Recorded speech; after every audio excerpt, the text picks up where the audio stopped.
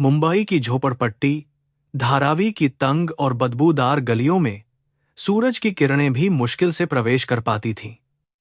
लेकिन सावित्री के जीवन में अंधकार उस दिन ही छा गया था जब उसके पति ने इस दुनिया को अलविदा कहा था।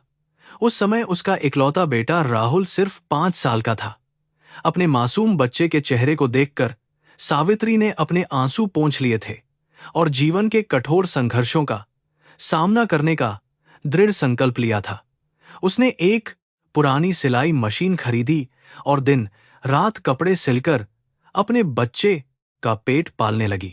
सिलाई मशीन की वह खटखट की आवाज सावित्री के जीवन का एकमात्र संगीत बन गई थी। अक्सर रात के सन्नाटे में जब पूरी बस्ती गहरी नींद में सो रही होती थी, तब भी सावित्री की थकी हुई आंखें और सुई से छलनी हो चुकी उंगलियां बिना रुके काम करती रहती थीं। कई बार सुई उसकी उंगली के आर पार हो जाती थी, लेकिन वह उफ तक नहीं करती थी।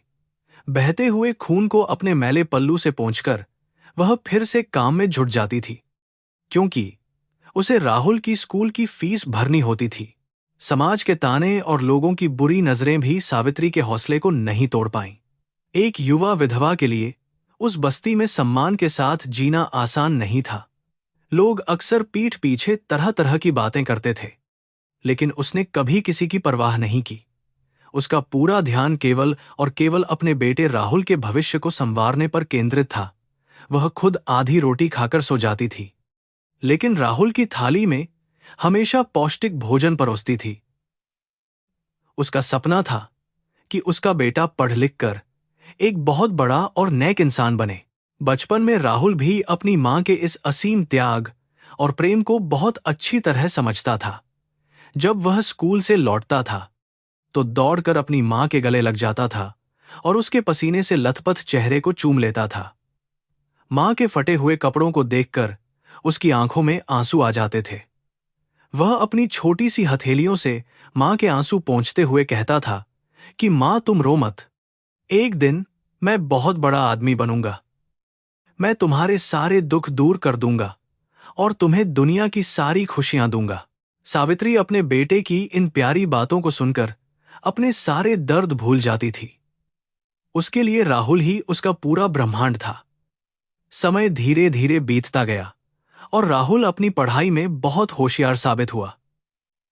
उसने अपनी कड़ी मेहनत और मां के आशीर्वाद से हर परीक्षा में अव्वल स्थान प्राप्त किया। वह दिन भी आया जब राहुल को शहर के सबसे बड़े इंजीनियरिंग कॉलेज में दाखिला मिल गया। यह सावित्री के जीवन का सबसे खुशी का दिन था। उसने अपनी सारी जमा पूंजी निकालकर बेटे की कॉलेज की फीस भर दी थी। कॉलेज के दिन राहुल के लिए एक नई दुनिया के दरवाजे खोलने वाले थे। वहां के चकाचौंध भरे माहौल ने धीरे धीरे उसके भोलेपन को निगलना शुरू कर दिया। अमीर घरों के लड़कों के साथ रहकर उसकी जरूरतें और शौक बदलने लगे। अब उसे अपनी मां की पुरानी साड़ियों और बस्ती की गरीबी से थोड़ी शर्मिंदगी महसूस होने लगी थी। हालांकि उसने इस बात का एहसास सावित्री को कभी नहीं होने दिया।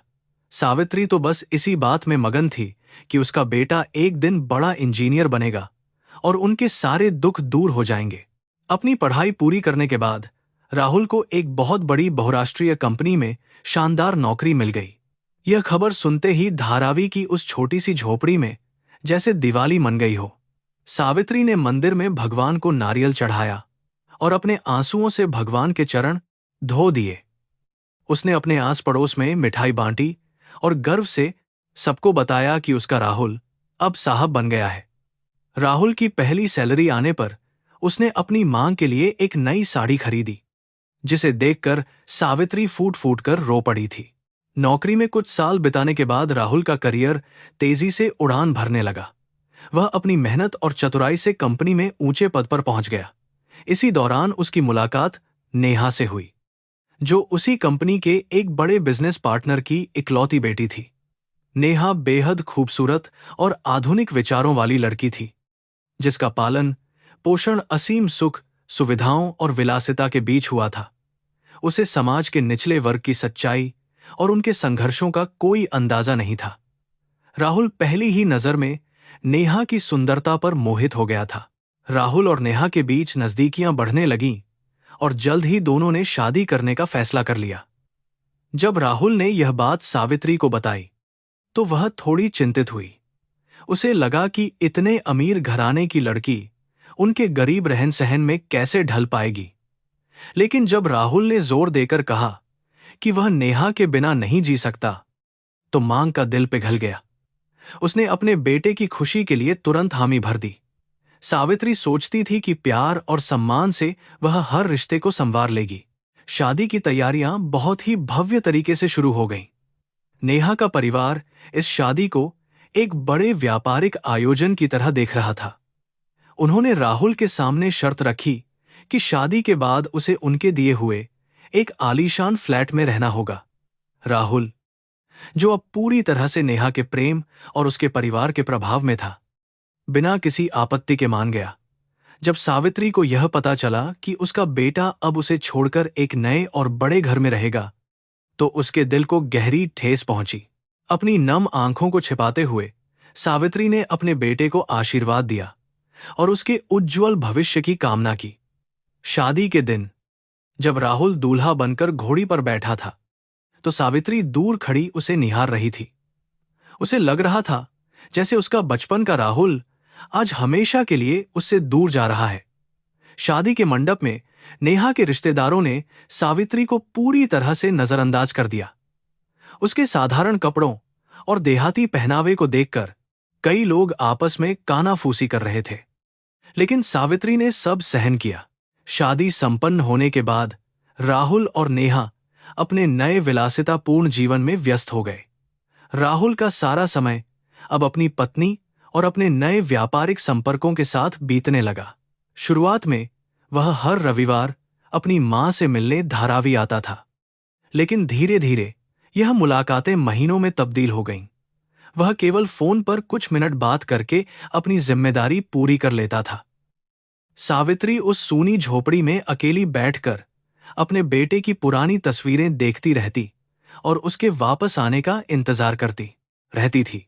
एक दिन अचानक सावित्री की तबीयत बहुत ज्यादा खराब हो गई। तेज बुखार और कमजोरी के कारण वह अपने बिस्तर से उठने में भी असमर्थ हो गई थी। पड़ोसियों ने तुरंत राहुल को फोन किया और उसे मांग की गंभीर हालत के बारे में सूचित किया। खबर सुनकर राहुल के मन में थोड़ी घबराहट हुई और वह सीधे धारावी की ओर निकल पड़ा। वहां पहुंचकर उसने अपनी मां की यह दयनीय स्थिति देखी तो उसे अपने स्वार्थ पर बहुत शर्मिंदगी महसूस हुई। उसने तुरंत फैसला किया कि वह मां को अपने साथ ले जाएगा। जब राहुल ने नेहा को यह बताया कि वह अपनी बीमार मां को हमेशा के लिए अपने घर ला रहा है, तो नेहा का चेहरा गुस्से से लाल हो गया। उसने साफ शब्दों में कह दिया कि वह इस आलीशान घर में एक अनपढ़ और देहाती औरत को बर्दाश्त नहीं कर सकती। राहुल ने उसे समझाने की बहुत कोशिश की और कहा कि वह उसकी जन्म देने वाली मां है और उसे इस हाल में वहां अकेला नहीं छोड़ सकता। काफी बहस के बाद नेहा अनुमन्य ढंग से और कई शर्तों के साथ मान गई। सावित्री ने जब पहली बार उस विशाल और चमचमाते हुए फ्लैट में कदम रखा, तो उसे सब कुछ एक अजीब से सपने जैसा लग रहा था।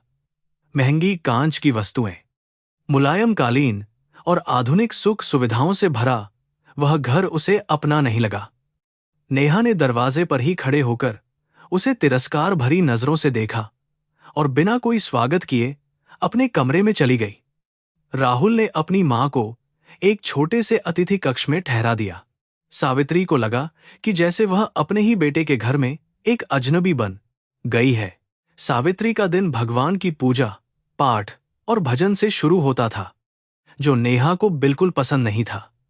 सुबह सुबह घंटी की आवाज और अगरबत्ती का धुआं नेहा के सिरदर्द का कारण बन जाता था।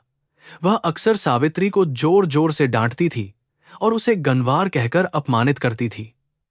सावित्री सब कुछ चुपचाप सह लेती थी, क्योंकि वह नहीं चाहती थी कि उसकी वजह से राहुल और नेहा के बीच कोई झगड़ा हो। उसने अपने बेटे की खुशहाली के लिए अपना आत्मसम्मान भी दांव पर लगा दिया था। यह दर्द अंदर ही अंदर उसे खा रहा था। राहुल अब पूरी तरह से बदल चुका था। वह अपनी पत्नी की हर अनुचित मांग को पूरा करने में लगा रहता था। जब कभी सावित्री राहुल से बात करने की कोशिश करती तो वह अक्सर काम का बहाना बनाकर टाल देता था। मां का वह पुराना स्पर्श और दुलार, जो कभी राहुल की जान हुआ करता था, अब उसे बोझ लगने लगा था। वह अक्सर अपनी मां की तुलना अपनी पत्नी के अमीर रिश्तेदारों से करता था और मन ही मन अपनी पृष्ठभूमि पर पछताता था। धन इंसान को पूरी तरह से अंधा कर देता है। घर में अक्सर पार्टियां होती थी, जिनमें शहर के बड़े बड़े लोग और व्यवसायी आते थे। इन पार्टियों के दौरान सावित्री को सख्त हिदायत दी जाती थी कि वह अपने कमरे से बाहर न निकले। नेहा को डर था कि उसकी देहाती सास को देखकर उसके मेहमान उसका मजाक उड़ाएंगे। एक दिन जब सावित्री को बहुत प्यास लगी तो वह पानी लेने के लिए रसोई की तरफ आई। तभी नेहा के कुछ दोस्तों की नजर उस पर पड़ गई। उन्होंने अजीब सी शक्ल बनाई और नेहा से उस बुढ़िया के बारे में पूछने लगे। नेहा ने शर्मिंदगी से बचने के लिए तुरंत झूठ बोल दिया कि वह उनके घर की एक पुरानी नौकरानी है। यह सुनकर दरवाजे के पीछे खड़ी सावित्री के पैरों तले जमीन खिसक गई। जिस बेटे के लिए उसने अपना खून पसीना बहाया था, आज उसी के घर में उसे एक नौकरानी का दर्जा दिया जा रहा था। उसके आंसू छलक पड़े, लेकिन उसने किसी से कुछ नहीं कहा। वह वापस अपने अंधेरे कमरे में लौट आई और भगवान की मूर्ति के सामने बैठकर अपने भाग्य को कोसने लगी। जब पार्टी खत्म हुई और मेहमान चले गए तो नेहा गुस्से से आगबूला होकर सावित्री के कमरे में आई। उसने सावित्री को खूब खरी खोटी सुनाई और चेतावनी दी कि आगे से वह ऐसा कभी न करे। जब राहुल घर लौटा तो नेहा ने उसके सामने झूठा नाटक किया कि उसकी मां ने मेहमानों के सामने उसका अपमान किया है। राहुल ने बिना सोचे समझे अपनी मां को डांटना शुरू कर दिया। उसने कहा कि अगर वह इस घर के नियमों का पालन नहीं कर सकती तो उसे वापस धारावी चले जाना चाहिए। बेटे के मुंह से ये शब्द सुनकर सावित्री का दिल पूरी तरह से टूट गया। वह जो कुछ भी सह रही थी, केवल अपने बेटे के पास रहने के लिए ही तो सह रही थी, लेकिन आज उसके उसी बेटे ने उसे घर से बाहर निकालने की धमकी दे दी थी। रात भर वह जागती रही और सोचती रही कि क्या यही वह दिन है जिसके लिए उसने अपने जीवन की सारी खुशियां कुर्बान कर दी थीं। वह अपने आंसुओं को रोक नहीं पा रही थी। यह दर्द किसी भी शारीरिक घाव से कहीं अधिक गहरा था। अगली सुबह जब सूरज की किरणें उस आलीशान फ्लैट की खिड़कियों से अंदर आईं, तो उन्होंने एक बहुत ही उदास और खामोश सावित्री को देखा। उसने फैसला कर लिया था कि वह अब इस घुटन भरे माहौल में और नहीं रहेगी। वह अपने बेटे की जिंदगी में एक अनचाहा बोझ बनकर नहीं जीना चाहती थी। वह धीरे से उठी और अपनी पुरानी अलमारी से कुछ फटे पुराने कपड़े निकालने लगी। उसका दिल रो रहा था, लेकिन उसकी आंखों का पानी अब पूरी तरह से सूख चुका था। यह एक भयानक तूफान से पहले की डरावनी खामोशी थी। सावित्री ने अपने पुराने कपड़ों को एक झोले में रख तो लिया था, लेकिन तभी उसकी नजर राहुल की एक पुरानी तस्वीर पर पड़ गई। उस मासूम चेहरे को देखकर सावित्री का मातृत्व उसकी आहत आत्मा पर हावी हो गया। उसने सोचा कि अगर वह आज इस घर से चली गई, जिस समाज उसके बेटे को ताने मारेगा। एक मां का दिल अपने बच्चे की बदनामी कभी बर्दाश्त नहीं कर सकता, चाहे बेटा कितना भी स्वार्थी क्यों न हो। उसने भारी मन से अपने कदम पीछे खींच लिए। झोले से कपड़े निकालकर उसने वापस अलमारी में रख दिए। वह अपने बेटे के झूठे सम्मान की खातिर हर कड़वा घूंट पीने और सारा अपमान सहने के लिए फिर से तैयार हो गई। अब सावित्री ने उस विशाल और आलीशान घर में खुद को एक खामोश परछाई में तब्दील कर लिया था। वह घर के उस छोटे से अतिथि कक्ष में सिमट कर रह गई, जो उसके लिए एक सोने के पिंजरे जैसा बन चुका था। संगमरमर के ठंडे फर्श और कांच की महंगी दीवारों के बीच उसकी सरल आत्मा घुटने लगी थी। वह पूरा ध्यान रखती थी कि उसकी किसी भी हरकत या आवाज से नेहा की शांति भंग न हो। घर में उसकी मौजूदगी अब एक बेजान वस्तु की तरह थी, जिसे नजरअंदाज कर दिया गया हो। उसकी दिनचर्या बहुत दर्दनाक तरीके से बदल चुकी थी। वह सुबह 4 बजे उठ जाती थी, लेकिन अपने कमरे का दरवाजा बहुत धीरे से खोलती थी ताकि कोई आवाज न हो, नेहा को गर्म पानी की कमी न हो। इसीलिए वह कड़कड़ाती ठंड में ठंडे पानी से स्नान करती थी। नहाने के बाद वह कमरे के कोने में बैठकर चुपचाप भगवान की पूजा करती थी। उसने भजनों को गाना पूरी तरह छोड़ दिया था, क्योंकि नेहा को उस आवाज से सख्त चिढ़ थी। अब सावित्री की प्रार्थनाएं केवल उसके आंसुओं के माध्यम से भगवान तक पहुंचती थीं। भोजन के मामले में भी उसे भारी अपमान का सामना करना पड़ता था। रसोइया अक्सर विदेशी पकवान बनाता था, जिन्हें सावित्री का साधारण पेट पचा नहीं पाता था। वह छुपकर रसोई में जाती और अपने लिए 2 सादी रोटियां सेंक लेती थी। लेकिन जब नेहा को आटे की महक आती, तो वह खूब तमाशा करती थी। वह ताना मारती कि उसकी वजह से पूरा घर गरीब ढाबे जैसा महकता है। सावित्री सिर झुकाकर चुपचाप कमरे में लौट आती और सूखी रोटी को पानी के साथ निगलकर भूख शांत करती थी। यह स्थिति हृदय विदारक थी। खाने के समय सावित्री की पुरानी आदत जमीन पर पालथी मारकर बैठने की थी। दशकों से वह ऐसे ही भोजन करती आई थी, लेकिन नेहा ने उसे डाइनिंग टेबल के पास फटकने से मना कर दिया था।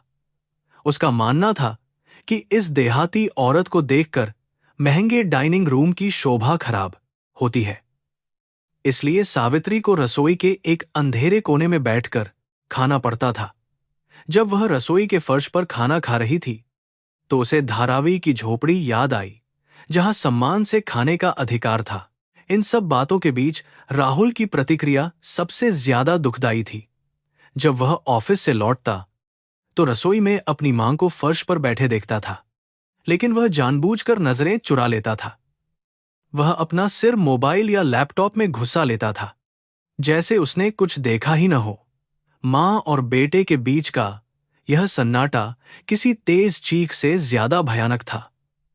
राहुल ने मां के लिए पैसे तो रख दिए थे, लेकिन उसके पास बात करने का समय नहीं था। पैसा इंसान को संवेदनहीन बना देता है। सावित्री को अक्सर धारावी के पुराने दिन याद आते थे। उस छोटी सी खोली में जब राहुल बच्चा था, तो वे दोनों एक थाली में खाते थे। कभी जब केवल एक रोटी होती, तो सावित्री झूठ बोलती कि उसका पेट भरा है। वह पूरी रोटी राहुल को खिला देती थी। लेकिन आज इस बड़े घर में 56 भोग सजे होते थे, फिर भी सावित्री की आत्मा भूखी रहती थी। इस अत्यधिक अलगाव और अकेलेपन ने सावित्री के मन पर गहरा प्रहार किया था। वह भरे घर में भी लावारिस हो चुकी थी। त्योहारों के दिन सावित्री के लिए और भी ज्यादा पीड़ादायक होते थे। दिवाली का पावन पर्व आया, जो कभी खुशियों का प्रतीक था। नेहा ने महंगे डिजाइनर कपड़े खरीदे और घर में शराब के साथ ताश की पार्टी का आयोजन किया। सावित्री यह देखकर अंदर से सिहर उठी। पवित्र संस्कारों का ऐसा मजाक उड़ते देखना उसके लिए किसी पाप से कम नहीं था। घर के जिस आंगन में तुलसी की पूजा होनी चाहिए थी, वहां आज विदेशी शराब की बोतलें खुल रही थीं। यह सब उसकी सहनशक्ति की भारी परीक्षा ले रहा था। दिवाली की शाम को सावित्री ने छुपकर मिट्टी का एक छोटा सा दिया दरवाजे की चौखट पर जलाकर रख दिया। वह चाहती थी कि घर में लक्ष्मी का प्रवेश पवित्र तरीके से हो। लेकिन जैसे ही नेहा की नजर पड़ी, उसने गुस्से में दिए को पैर से ठोकर मार दी। दिया टूटकर दूर गिरा और सारा तेल फर्श पर फैल गया। नेहा चिल्लाने लगी कि तेल ने उसके महंगे इटालियन मार्बल को खराब कर दिया है। वह टूटा हुआ दिया सावित्री के टूटे हुए हृदय का साक्षात प्रतीक बन गया था। राहुल भी वहां खड़ा यह सब तमाशा देख रहा था। सावित्री ने नम आंखों से बेटे की तरफ देखा, इस उम्मीद में कि शायद वह पत्नी को रोकेगा। लेकिन राहुल ने मां का पक्ष लेने के बजाय नेहा का साथ दिया। उसने झिड़कते हुए कहा कि मां, तुम्हें यह देहाती नाटक बंद कर देना चाहिए। हम आधुनिक समाज में रहते हैं। बेटे के इन कठोर शब्दों ने सावित्री को भीतर तक चीर दिया। वह नीचे झुकी और अपनी साड़ी के पल्लू से फर्श का तेल पोंछने लगी। उसके आंसू भी गिर रहे थे। कुछ दिनों बाद नेहा के अमीर रिश्तेदार घर आए। उनकी महंगी गाड़ियां और गहने दौलत का अहंकार दिखा रहे थे। नेहा ने सावित्री को आदेश दिया था कि जब तक मेहमान रहें, वह कमरे से बाहर न निकले। सावित्री पूरे दिन उस बंद कमरे में बिना अन्न जल के बैठी रही। उसे अपने ही बेटे के घर में एक अछूत और अपराधी की तरह महसूस होने लगा था। बाहर से ठहाकों की आवाजें आ रही थीं, जबकि अंदर एक बेबस मां भूख और प्यास से तड़प रही थी। यह बहुत क्रूर था। शारीरिक कमजोरी और लगातार बढ़ते मानसिक तनाव के कारण सावित्री की तबीयत फिर बिगड़ने लगी। उसे सूखी खांसी आने लगी थी। जब भी वह खांसती, नेहा का मुंह छिड़ से बन जाता था। नेहा तुरंत महंगे रूम फ्रेशनर मंगवा लेती और कमरे के आसपास छिड़कने लगती थी। वह सावित्री के साथ ऐसा व्यवहार करती थी जैसे वह कोई छूत की बीमारी हो। अगर सावित्री गलती से सोफे पर बैठ जाती, तो नेहा नौकरों से सोफे के कवर धुलवा देती थी। यह मानसिक प्रताड़ना सावित्री की आत्मा को छलनी कर रही थी। एक दिन नेहा को हल्का सा सिरदर्द हुआ, तो राहुल घबराकर उसे सबसे महंगे अस्पताल में ले गया। वहां उसके कई टेस्ट करवाए गए और हजारों रुपये खर्च किए गए। लेकिन शाम को जब सावित्री की खांसी बहुत बढ़ गई और सांस लेने में तकलीफ हुई, तो राहुल ने एक छोटे मेडिकल स्टोर से सस्ती गोलियां लाकर थमा दी। इस दोहरे मापदंड ने सावित्री को यह अच्छी तरह समझा दिया कि इस घर में उसके जीवन का अब कोई मूल्य नहीं है। उसकी ममता अब केवल एक बोझ बन चुकी थी। आधी रात को जब राहुल पानी पीने उठा, तो सावित्री ने हिम्मत जुटाकर उससे बात करने की कोशिश की। उसने प्यार से राहुल के सिर पर हाथ रखना चाहा और उसके काम के बारे में पूछा। वह उस पुराने रिश्ते को फिर से जिंदा करना चाहती थी, लेकिन राहुल ने झल्लाते हुए अपना सिर पीछे खींच लिया। उसने कड़क आवाज में कहा कि तुम मेरी बातों से मेरा सिर मत खाओ। तुम कॉर्पोरेट का दबाव नहीं समझ सकती। सावित्री का उठा हुआ हाथ हवा में ही कांपता हुआ रह गया। उस रात के बाद सावित्री ने जैसे मौन व्रत धारण कर लिया। उसने घर के किसी भी सदस्य से बात करना पूरी तरह बंद कर दिया। वह अपनी घुटन और दर्द अब किसी के सामने नहीं दिखाती थी। उसने अपने पास भगवान कृष्ण की एक छोटी सी मूर्ति रख ली थी। अब वह जो भी कहना चाहती, केवल उसी मूर्ति से कहती थी। वह घंटों मूर्ति से बातें करती और चुपचाप रोती थी। इस आलीशान घर की चमक दमक के बीच एक मां धीरे धीरे अवसाद और गहरे अकेलेपन में डूब रही थी। नेहा की विलासिता दिन प्रतिदिन बढ़ती ही जा रही थी। वह हर हफ्ते हजारों रुपये के नए कपड़े और महंगे बैग लाती थी। उसकी अलमारियां कीमती सामानों से भरी थीं। दूसरी तरफ सावित्री के पास केवल 2 सूती साड़ियां थीं, जो अब घिस चुकी थीं और उनका रंग फीका पड़ गया था। सावित्री को नए कपड़ों की कोई चाहत नहीं थी। उसे तो बस मीठे बोल और सम्मान की दरकार थी। लेकिन इस करोड़पति बेटे के घर में प्रेम और सम्मान पूरी तरह दिवालिया हो चुके थे। यह भावनाएं नहीं बिकती थीं। एक दिन एक पुरानी नौकरानी को सावित्री की दयनीय हालत पर दया आ गई। उसने देखा कि सावित्री भूखी है और खांस रही है। नौकरानी ने छुपकर गर्म चाय बनाई और सावित्री को दे आई। चाय पीकर सावित्री को सुकून मिला, लेकिन दुर्भाग्य से नेहा ने नौकरानी को वहां देख लिया। उसने गुस्से में आसमान सिर पर उठा लिया। नेहा ने उस गरीब नौकरानी को जलील किया और उसी वक्त काम से निकाल दिया, यह कहकर कि वह घर के बोझ से हमदर्दी नहीं रख सकती। सावित्री को यह देखकर बहुत गहरा धक्का लगा कि उसकी वजह से गरीब औरत का काम छिन गया। वह हॉल में आई और नेहा के सामने हाथ जोड़कर खड़ी हो गई। उसने रोते हुए मिन्नतें की कि उसे माफ कर दे। जब नेहा नहीं मानी, तो सावित्री घुटनों पर बैठ गई और नेहा के पैर पकड़ लिए। नेहा ने घृणा से पैर झटक दिए और सावित्री को भिखारिन कहकर अपमानित किया। एक सास का अपनी बहू के पैरों में गिरना भारतीय संस्कृति में सचमुच एक महापाप माना जाता है। मौसम बदलने लगा था और मुंबई में भारी बारिश शुरू हो चुकी थी। बाहर बरसता पानी सावित्री के अंदर बहने वाले आंसुओं से मेल खा रहा था। वह खिड़की से बाहर मूसलाधार बारिश को देखती रहती थी। उसे वे पुराने दिन याद आते जब टिन की छत से पानी टपकता था। तब सावित्री पूरी रात जागकर राहुल के ऊपर प्लास्टिक की चादर पकड़े खड़ी रहती थी, ताकि बेटा चैन से सो सके। उसने खुद को भीगने दिया, लेकिन अपने बच्चे पर पानी की एक बूंद भी नहीं गिरने दी थी।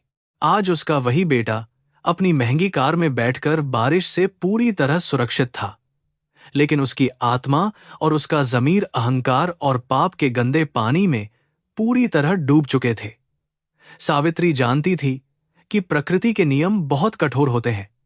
वह डरती थी कि कहीं उसके बेटे के ये बुरे कर्म भविष्य में कोई बड़ा विनाश न ले आए। वह भगवान से प्रार्थना करती कि सजा उसे मिले, लेकिन बेटे को बख्श दिया जाए। एक मां का हृदय हमेशा अपने बच्चे के लिए रक्षा कवच ही मांगता है। घर में तनाव अब अपने चरम बिंदु पर पहुंच चुका था। नेहा का धैर्य सावित्री के अस्तित्व को लेकर खत्म हो रहा था। उसने हर दिन राहुल से झगड़ा करना शुरू कर दिया। नेहा की एक ही रट थी कि वह इस बुढ़िया को वृद्धाश्रम में छोड़कर आए, वरना वह मायके चली जाएगी। यह ब्लैकमेलिंग हर रात का तमाशा बन गई थी। राहुल पत्नी की धमकियों के आगे पूरी तरह कमजोर नजर आता था। उसने अपनी मांग को घर से निकालने के विकल्पों पर गंभीरता से सोचना शुरू कर दिया था। एक रात सावित्री ने छुपकर उन दोनों की बातें सुन लीं। राहुल नेहा से कह रहा था कि वह मां को वृद्धाश्रम भेज देगा, लेकिन समाज क्या कहेगा। राहुल को मां के जाने का दुख नहीं था, उसे सिर्फ झूठी इज्जत खराब होने का डर था। यह सुनकर सावित्री का भ्रम टूट गया। उसे एहसास हुआ कि उसका बेटा राहुल बरसों पहले ही मर चुका है। अब जो शख्स रहता है वह केवल एक निर्दयी मशीन है, जिसके सीने में दिल की जगह पत्थर फिट है। वह पूरी तरह सुन्न पड़ गई। अब सावित्री के पास रोने के लिए आंसू भी नहीं बचे थे। वह एक जिंदा लाश की तरह घर के कोने में पड़ी रहती थी। उसका सारा संसार उजड़ चुका था और जीवन का उद्देश्य भी नष्ट हो गया था। उसे अब किसी चमत्कार की उम्मीद नहीं थी। घर का माहौल एक बारूद के ढेर जैसा बन गया था, जिसमें बस एक छोटी सी चिंगारी लगने की देर थी, और वह चिंगारी बहुत जल्द एक भयानक विस्फोट का रूप लेने वाली थी, जो रिश्तों और मर्यादाओं को हमेशा के लिए भस्म कर देगी।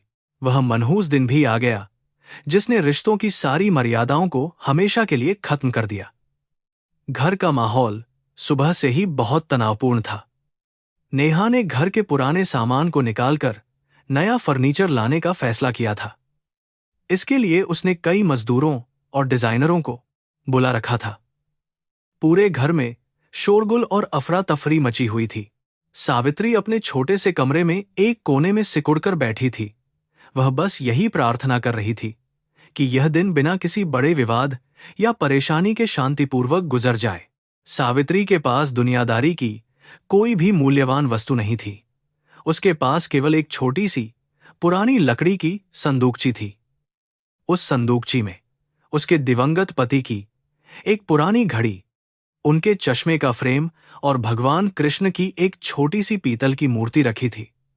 सावित्री के लिए वह संदूकची किसी अनमोल खजाने से कम नहीं थी।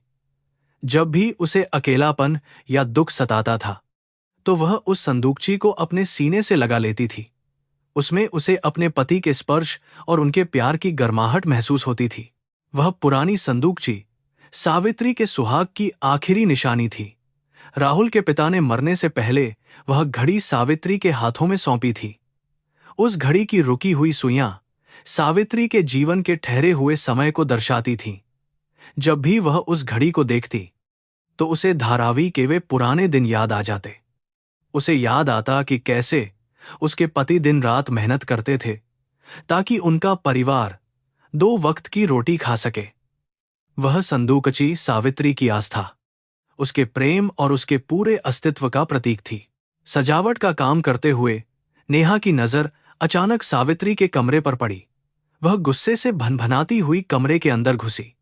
उसकी नजर उस पुरानी और भद्दी सी लकड़ी की संदूकची पर गई जो कमरे के कोने में रखी थी। नेहा को वह संदूकची उस आलीशान घर के लिए एक बड़ा कलंक लग रही थी। उसने बिना कुछ सोचे समझे एक नौकर को बुलाया और आदेश दिया कि इस कबाड़ को तुरंत घर के बाहर कूड़ेदान में फेंक दिया जाए। यह सुनकर सावित्री के रोंगटे खड़े हो गए और उसका दिल कांप उठा। सावित्री तुरंत अपनी जगह से उठी और नौकर के सामने खड़ी हो गई। उसने अपने कांपते हुए हाथों से उस संदूकची को कसकर पकड़ लिया।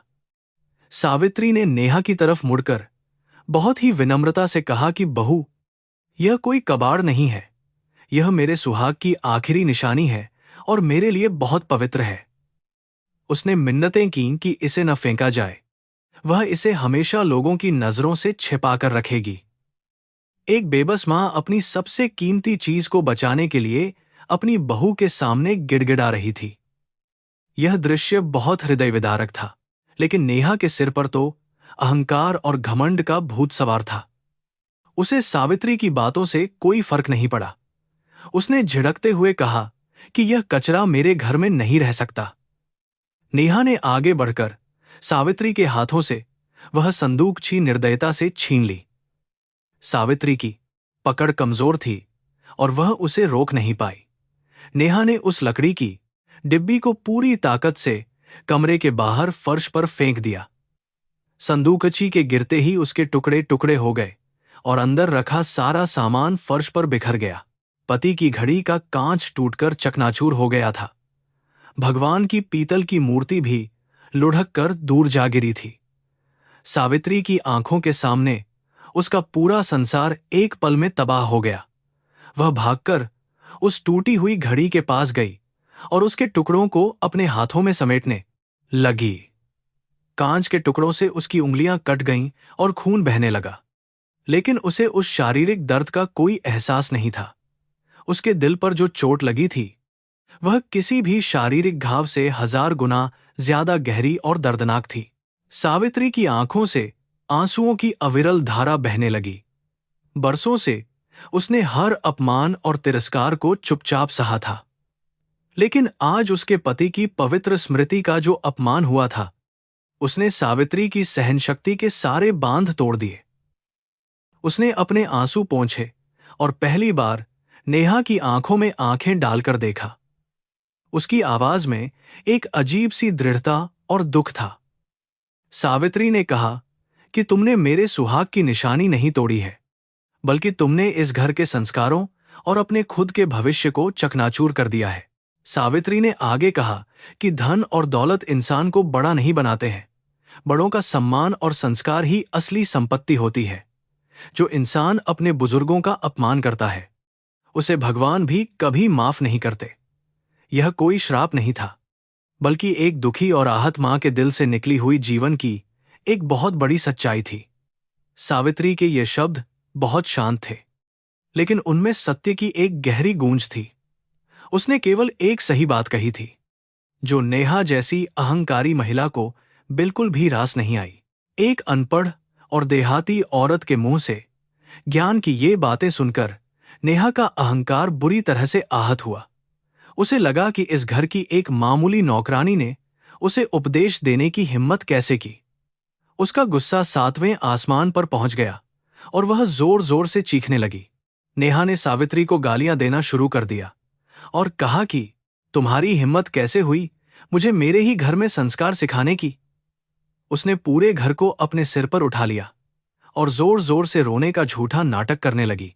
नेहा बहुत चालाक थी और उसे राहुल को अपने वश में करने की कला अच्छी तरह आती थी।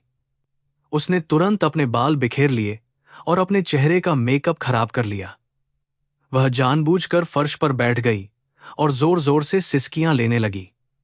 उसने ऐसा दृश्य बना दिया जैसे सावित्री ने उस पर कोई बहुत बड़ा शारीरिक हमला किया हो या उसे बुरी तरह पीटा हो। घर के सारे नौकर यह तमाशा देख रहे थे, लेकिन किसी की भी हिम्मत नहीं थी कि वह आगे आकर असली सच्चाई बयान करे या सावित्री की मदद करे। ठीक उसी समय ऑफिस से थका हारा राहुल घर वापस लौटा। जैसे ही उसने घर का दरवाजा खोला, उसे नेहा के जोर जोर से रोने की आवाज सुनाई दी। वह घबराकर तुरंत बेडरूम की तरफ भागा। वहां का नजारा देखकर उसके होश उड़ गए। उसने देखा कि नेहा फर्श पर बैठी फूट फूट कर रो रही है और उसके बाल बिखरे हुए हैं। वहीं दूसरी तरफ सावित्री अपने हाथ में टूटी हुई घड़ी लिए चुपचाप खड़ी है। खून से सनी सावित्री की उंगलियों पर राहुल की नजर बिल्कुल नहीं गई। उसका पूरा ध्यान केवल अपनी पत्नी पर था। राहुल ने घुटनों के बल बैठकर नेहा को गले से लगा लिया और उससे पूछा कि क्या हुआ है। नेहा ने रोते हुए झूठी कहानी गढ़नी शुरू कर दी। उसने कहा कि तुम्हारी माँ ने आज सारी हदें पार कर दी हैं। उसने मुझे गालियां दी, मेरे परिवार का अपमान किया और मुझे धक्का देकर जमीन पर गिरा दिया। नेहा ने यह भी कहा कि सावित्री उसे श्राप दे रही है कि उसका घर उजड़ जाए। यह सफेद झूठ सुनकर सावित्री स्तब्ध रह गई। वह कुछ बोलने के लिए आगे बढ़ी, लेकिन शब्द गले में ही अटक गए। पत्नी के मुंह से ये बातें सुनकर राहुल का खून खौलने लगा। दिन भर की थकान और काम के तनाव ने उसके सोचने समझने की शक्ति को पहले ही खत्म कर दिया था। अब पत्नी के इन झूठे आंसुओं ने उसके विवेक को पूरी तरह से अंधा कर दिया था। उसने एक पल के लिए भी अपनी मां से सच्चाई जानने की कोशिश नहीं की। वह यह भूल गया कि जो मां अपने बच्चे को बचाने के लिए अपनी जान दांव पर लगा सकती है, वह किसी को धक्का कैसे दे सकती है। उसका गुस्सा बेकाबू हो गया था। राहुल एक झटके में अपनी जगह से उठा और बाघ की तरह सावित्री की तरफ झपटा। उसकी आंखें गुस्से से लाल हो रही थीं और उसकी सांसें तेज चल रही थीं। सावित्री ने अपने बेटे को इस डरावने रूप में पहले कभी नहीं देखा था। वह डर के मारे एक कदम पीछे हट गई। उसे लगा कि उसका बेटा अभी उससे पूछेगा कि आखिर बात क्या है। सावित्री की आंखों में एक उम्मीद थी कि राहुल उसकी बात जरूर सुनेगा और समझेगा, लेकिन अगले ही पल जो हुआ, उसने सारी इंसानियत को शर्मसार कर दिया। राहुल ने बिना कोई सवाल किए, बिना कोई जवाब सुने, अपना दाहिना हाथ पूरी ताकत से हवा में उठाया और अगले ही क्षण एक जोरदार तमाचा सावित्री के झुर्रियों भरे गाल पर जड़ दिया। तमाचे की आवाज पूरे कमरे में गूंज उठी। वह प्रहार इतना तेज और भयानक था कि सावित्री का कमजोर शरीर उसे बर्दाश्त नहीं कर पाया। वह संतुलन खो बैठी और सीधे कठोर फर्श पर जा गिरी। उसके हाथ से वह टूटी हुई घड़ी भी छिटक कर दूर जा गिरी। कमरे में एक पल के लिए श्मशान जैसी खामोशी छा गई। सावित्री का सिर फर्श से टकराया, लेकिन उसे उस शारीरिक चोट का कोई दर्द महसूस नहीं हुआ। उसके कानों में अभी भी उस तमाचे की गूंज सुनाई दे रही थी। वह सुन्न पड़ चुकी थी। जिस गाल पर राहुल बचपन में अपने छोटे छोटे हाथों से प्यार करता था, आज उसी गाल पर उसके जवान बेटे ने इतनी नफरत से प्रहार किया था। यह कोई साधारण तमाचा नहीं था। यह एक मां की ममता, उसके त्याग और उसके पूरे जीवन के संघर्षों पर किया गया सबसे क्रूर और निर्दयी वार था। वह अंदर से पूरी तरह मर चुकी थी। फर्श पर पड़ी अपनी मां को देखकर भी राहुल का दिल बिल्कुल नहीं पसीजा। उसके चेहरे पर अभी भी शैतानी गुस्सा साफ झलक रहा था। उसने अपनी उंगली सावित्री की तरफ तानते हुए बहुत ही कठोर और ठंडी आवाज में कहा, तुम यह थप्पड़ हमेशा याद रखना। अगली बार मेरी पत्नी को कुछ भी कहने या उसे छूने से पहले 100 बार सोचना। अगर तुमने दोबारा ऐसी जुर्रत की तो मैं भूल जाऊंगा कि तुम मेरी जन्म देने वाली मां हो। राहुल के मुंह से निकला हर एक शब्द सावित्री के सीने में खंजर की तरह उतर रहा था। सावित्री ने धीरे से अपनी आंखें उठाईं और राहुल के चेहरे को देखा। यह वह राहुल नहीं था जिसे उसने अपनी छाती का दूध पिलाकर पाला था। यह तो कोई अजनबी था जिसे दौलत और सत्ता के अहंकार ने एक राक्षस में बदल दिया था। सावित्री ने अपने कांपते हुए हाथ को अपने गाल पर रखा। वहां उसे बेटे की नफरत की जलन महसूस हो रही थी। उसने एक बार भी पलटकर राहुल को कोई जवाब नहीं दिया। न तो वह रोई, न ही उसने चीखकर कोई विलाप किया। उसकी खामोशी उसके आंसुओं से कहीं ज्यादा खौफनाक थी। एक मां जब अपने बच्चे से आहत होती है तो वह उसे श्राप नहीं दे सकती। वह सिर्फ अंदर ही अंदर खून के आंसू रोती है। सावित्री की आत्मा उस पल चीख चीख कर रो रही थी, लेकिन बाहर से वह एक पत्थर की मूर्ति बन चुकी थी। उसने देखा कि राहुल ने बड़े प्यार से नेहा को उठाया और उसे सहारा देकर कमरे से बाहर ले गया। जाते समय उसने एक बार भी पीछे मुड़कर अपनी बूढ़ी मां को नहीं देखा, जो जमीन पर पड़ी मौत से भी भयानक दर्द सह रही थी। वह पूरी तरह अकेली थी। कमरे में अब सिर्फ सावित्री और वह सन्नाटा बचा था। बाहर बारिश की तेज बूंदें खिड़की से टकरा रही थीं। जैसे आसमान भी इस भयानक अन्याय पर फूट फूट कर रो रहा हो। सावित्री धीरे से फर्श से उठी। उसके पैरों में खड़े होने की ताकत नहीं बची थी। उसने टूटी हुई घड़ी के टुकड़ों को इकट्ठा किया और अपने खून से सने हाथों से उन्हें सीने से लगा लिया। उस एक तमाचे ने सावित्री के मन में बचे हुए हर भ्रम को तोड़ दिया था। आज रिश्ते की डोर हमेशा के लिए टूटकर बिखर चुकी थी। उस रात सावित्री सोई नहीं। वह अंधेरे कमरे में बैठी रही और अपने पूरे जीवन का मूल्यांकन करती रही। उसने महसूस किया कि इस घर में उसका सफर अब पूरी तरह समाप्त हो चुका है। जिस बेटे ने उस पर हाथ उठाया है, उसके घर का अन्न अब उसके लिए जहर के समान हो गया था। भारतीय संस्कृति में कहा जाता है कि जब मां का दिल टूटता है तो ईश्वर का सिंहासन भी डोल जाता है। सावित्री ने बिना किसी को बताए, बिना कोई शिकायत किए, अपने जीवन का सबसे बड़ा और कठोर फैसला ले लिया था। उस भयानक रात के सन्नाटे में आलीशान फ्लैट पूरी तरह से शांत था, लेकिन सावित्री के मन में एक गहरा तूफान शांत हो चुका था। थप्पड़ की वह गूंज अब एक आध्यात्मिक मौन में बदल गई थी। उसने अपने आंसुओं को हमेशा के लिए पोंछ लिया था। एक भारतीय मां अपने बच्चे के हर जुल्म को सह सकती है, लेकिन जब उसका स्वाभिमान और मातृत्व एक साथ कुचला जाता है तो वह मोह माया के सभी बंधनों से मुक्त हो जाती है। सावित्री ने फैसला कर लिया था कि अब इस घर में उसका कोई स्थान नहीं है और वह हमेशा के लिए दूर चली जाएगी।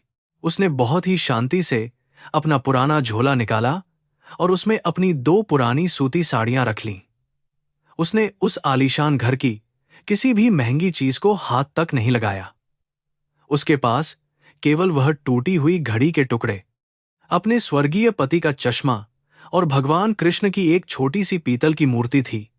यही उसकी जीवन भर की असली कमाई थी।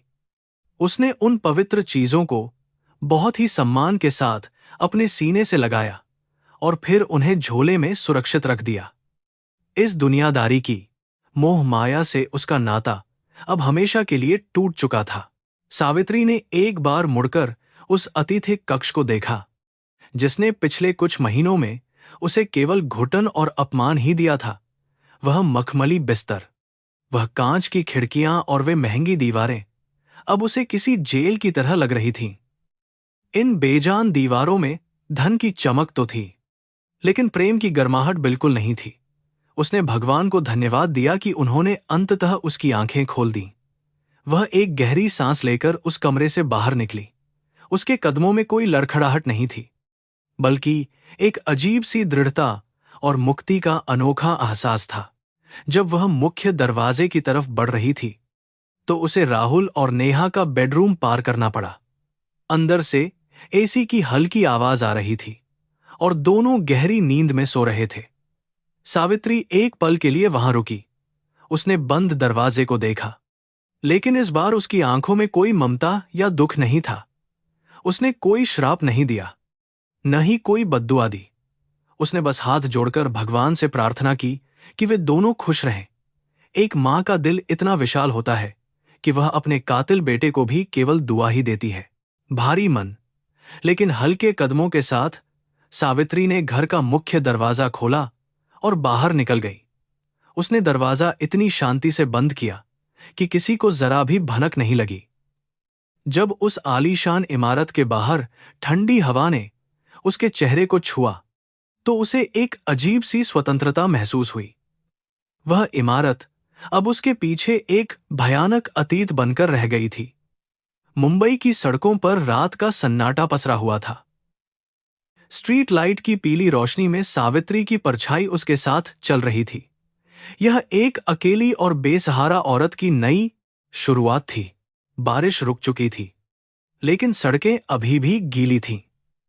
सावित्री जब उन सुनसान सड़कों पर चल रही थी तो उसके दिमाग में धारावी के पुराने दिन किसी फिल्म की तरह चल रहे थे। वह छोटा सा राहुल, उसकी तोतली बातें, उसका मां को देखकर मुस्कुराना, सब कुछ एक मीठा लेकिन झूठा सपना लग रहा था। समय और पैसे ने उस मासूम बच्चे को एक निर्दयी इंसान में बदल दिया था, लेकिन सावित्री ने अब उन पुरानी यादों को भी पीछे छोड़ने का मन बना लिया था।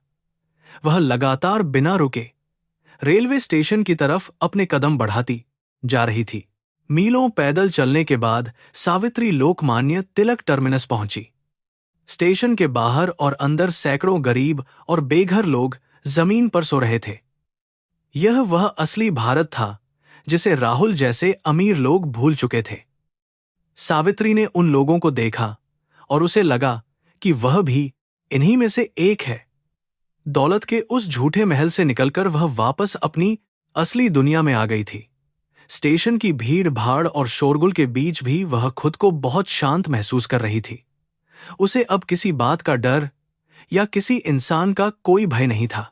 सावित्री टिकट काउंटर के पास गई और अपनी पुरानी पोटली से कुछ मुड़े तुड़े नोट निकाले।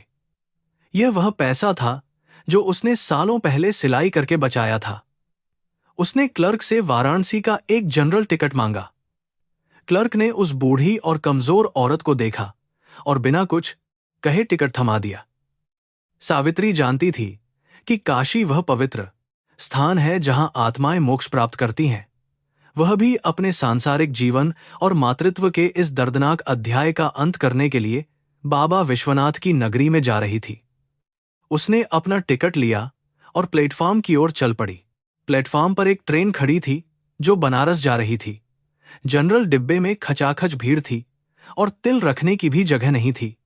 लोग गठरियों के साथ फर्श पर बैठे थे। सावित्री ने बड़ी मुश्किल से भीड़ को पार किया और खिड़की के पास फर्श पर थोड़ी सी जगह खोज ली। उसने अपना झोला नीचे रखा और उसी पर सिकुड़ कर बैठ गई। उस भीड़ और बदबू के बावजूद सावित्री को उस आलीशान एयर कंडीशन फ्लैट से ज्यादा सुकून इस लोहे के डिब्बे की कठोर फर्श पर मिल रहा था।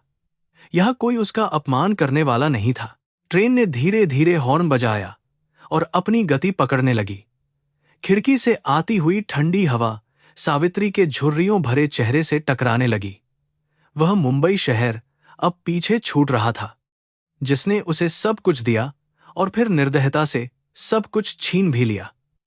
इसी शहर में उसने एक बेटे को जन्म दिया था और इसी शहर ने आज उस बेटे को एक राक्षस बनाकर उससे दूर कर दिया। ट्रेन की तेज रफ्तार के साथ सावित्री के मन से रिश्ते नाते, अपनापन और दर्द सब पीछे छूटते जा रहे थे। वह अब केवल एक अज्ञात यात्री बन गई थी। यात्रा के दौरान सावित्री की आंखें बंद थीं, लेकिन वह सो नहीं रही थी। वह गहरे ध्यान में थी। वह भारतीय दर्शन शास्त्र के उस शाश्वत सत्य पर विचार कर रही थी जिसे हम मोह माया कहते हैं। उसने महसूस किया कि उसका सारा दुख इसलिए था क्योंकि उसने अपने बेटे से अत्यधिक प्रेम किया था और उससे उम्मीदें बांधी थीं। जब उम्मीदें टूटती हैं तो हृदय विदीर्ण हो जाता है। थप्पड़ ने केवल शरीर को चोट नहीं पहुंचाई थी, बल्कि उसने आत्मा के उन सभी झूठे धागों को काट दिया था जो उसे इस नश्वर और स्वार्थी दुनिया से बांधे हुए थे। जनरल डिब्बे की वह यात्रा शारीरिक रूप से बहुत कष्टदायक थी। लोगों का धक्का लगना, रात की कड़ाके की ठंड और भूख प्यास किसी भी इंसान की परीक्षा ले सकते थे, लेकिन सावित्री के चेहरे पर कोई शिकन नहीं थी। उसके भीतर का वह दर्द जो राहुल ने दिया था, उसके सामने यह शारीरिक कष्ट बिल्कुल मामूली लग रहा था। जब इंसान का दिल पूरी तरह से टूट जाता है तो शरीर के घाव और तकलीफें बेअसर हो जाती हैं। वह चुपचाप अपनी जगह पर बैठी रही और अपने होठों पर भगवान कृष्ण के पवित्र नाम का लगातार जाप करती रही। ट्रेन की खिड़की से सुबह की पहली किरण अंदर आई और सावित्री के चेहरे पर पड़ी। बाहर का दृश्य पूरी तरह से बदल चुका था। मुंबई की ऊंची इमारतें और धुआं अब पीछे रह गए थे। अब ट्रेन भारत के ग्रामीण इलाकों से गुजर रही थी। हरे भरे खेत, छोटी नदियां और मिट्टी के कच्चे घर एक अद्भुत शांति का एहसास करा रहे थे। प्रकृति की इस सुंदरता ने सावित्री के घायल मन पर एक ठंडे लेप का काम किया। उसे लगा जैसे ईश्वर खुद उसे अपनी शरण में बुला रहे हैं और उसके सारे पापों व दुखों का अंत कर रहे हैं। दोपहर के समय सावित्री के पास बैठी एक गरीब महिला ने अपना टिफिन खोला। उसने देखा कि यह बूढ़ी औरत कल रात से भूखी है। उस महिला ने सावित्री की तरफ 2 सूखी रोटियां और थोड़ा सा अचार बढ़ा दिया। सावित्री ने उस अजनबी महिला की आंखों में करुणा देखी। उसे याद आया कि कैसे उसका अपना करोड़पति बेटा उसे अपने घर में 2 रोटियां नहीं दे सका और उसे फर्श पर खाने के लिए मजबूर किया। इस विरोधाभास ने साबित कर दिया कि इंसानियत अमीरी में नहीं, बल्कि साफ नीयत और एक अच्छे और सच्चे हृदय में बसती है। सावित्री ने उस अनजान महिला के हाथ से रोटी ली और उसे दिल से आशीर्वाद दिया। उसने दोनों हाथ जोड़कर भगवान को धन्यवाद दिया। वह सूखी रोटी और अचार सावित्री को उस आलीशान घर के 56 भोग से कहीं ज्यादा स्वादिष्ट और तृप्त करने वाला लगा। भोजन करने के बाद सावित्री को थोड़ी शारीरिक ऊर्जा मिली। उसने खिड़की से बाहर देखा और महसूस किया कि दुनिया बहुत बड़ी है और इसमें अभी भी दया बाकी है। ईश्वर हमेशा किसी न किसी रूप में अपने भक्तों की मदद करने के लिए जरूर आते हैं। उसकी आस्था अब पहले से अधिक मजबूत थी। दूसरी रात फिर से गहराने लगी थी और ट्रेन अपनी मंजिल की ओर तेजी से बढ़ रही थी। पहियों की खट खट की आवाज एक अजीब सा संगीत पैदा कर रही थी।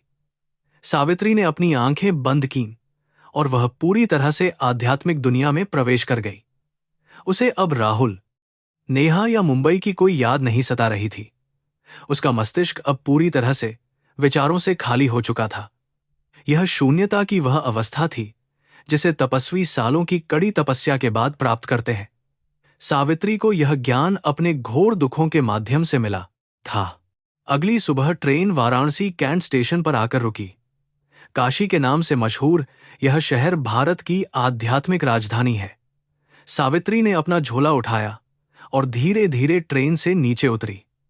स्टेशन के बाहर आते ही उसे हवा में अगरबत्ती की महक और मंदिरों की घंटियों की पवित्र आवाज सुनाई दी।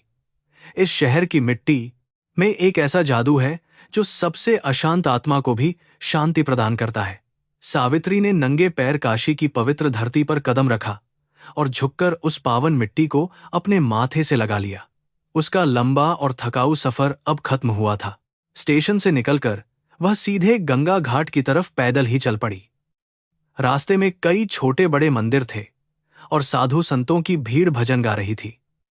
हर कोई भगवान की भक्ति में लीन था। काशी की तंग गलियों में चलते हुए सावित्री को कोई डर नहीं लगा, बल्कि एक अजीब सा अपनापन महसूस हुआ। यहां कोई किसी को उसके कपड़ों या अमीरी से नहीं आंकता था। यहां सब भगवान के दरबार में एक समान थे। घाट की ओर जाने वाला वह रास्ता सावित्री के लिए मोक्ष की ओर जाने वाले एक स्वर्णिम और अत्यंत शांत मार्ग के समान था। अंततः वह दशाश्वमेध घाट पर पहुंच गई।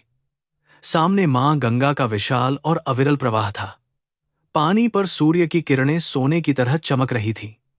हजारों श्रद्धालु गंगा में डुबकी लगा रहे थे और सूर्य देव को जल अर्पित कर रहे थे। उस विहंगम दृश्य को देखकर सावित्री की आंखों से एक बार फिर आंसू बह निकले, लेकिन इस बार ये आंसू दुख या अपमान के नहीं थे, बल्कि असीम शांति और परम मुक्ति के थे। गंगा की लहरों को देखकर उसे लगा जैसे एक मां अपनी थकी हुई बेटी को अपने आंचल में छिपने के लिए बुला रही हो। सावित्री घाट की सीढ़ियों से नीचे उतरी और गंगा के ठंडे पानी को अपने हाथों में भर लिया। उसने उस पवित्र जल से अपना चेहरा धोया। उस ठंडे पानी के स्पर्श से ऐसा लगा जैसे उसकी आत्मा पर लगे हुए सारे घाव और सारे कलंक एक ही पल में धुल गए हों। उसने गंगा जल का आचमन किया और अपनी पुरानी पहचान को वहीं विसर्जित कर दिया। अब वह किसी राहुल की मां या किसी की सास नहीं थी। अब वह केवल ईश्वर की एक साधारण सेविका थी। उसने अपने पिछले जीवन के सारे पन्ने हमेशा के लिए फाड़ दिए थे। स्नान करने के बाद सावित्री ने घाट के पास ही स्थित एक प्राचीन आश्रम का रुख किया। यह आश्रम उन बेसहारा विधवाओं और बुजुर्ग महिलाओं के लिए था जिन्हें उनके अपनों ने ठुकरा दिया था। सावित्री ने आश्रम के मुख्य पुजारी से मुलाकात की और हाथ जोड़कर उनसे वहां रहने की अनुमति मांगी। उसने कहा कि वह आश्रम की साफ सफाई करेगी, भगवान के लिए फूल लाएगी और बदले में उसे केवल 2 वक्त का सादा भोजन और भगवान का नाम जपने के लिए एक छोटा सा कोना चाहिए। पुजारी ने सावित्री के शांत चेहरे को देखा और तुरंत अपनी स्वीकृति दे दी। उसी दिन सावित्री को आश्रम में एक छोटी सी कोठरी मिल गई। उस कोठरी में केवल एक सूती चटाई और भगवान शिव की एक तस्वीर थी। सावित्री ने अपना झोला वहां रखा और अपनी पीतल की कृष्ण मूर्ति को बड़े आदर के साथ एक ऊंचे स्थान पर स्थापित किया। वह उस चटाई पर बैठ गई और उसने एक गहरी और शांत सांस ली। उसके होंठों पर एक हल्की सी मुस्कान आ गई जो बरसों से वहां नहीं थी। संसार के लिए वह मर चुकी थी, लेकिन एक तपस्विनी के रूप में आज सावित्री का एक नया और पवित्र जन्म हुआ था। समय अपनी गति से चलता रहा और देखते ही देखते 7 साल बीत गए। प्रकृति का अपना एक अटल नियम है जिसे हम कर्म या नियति कहते हैं।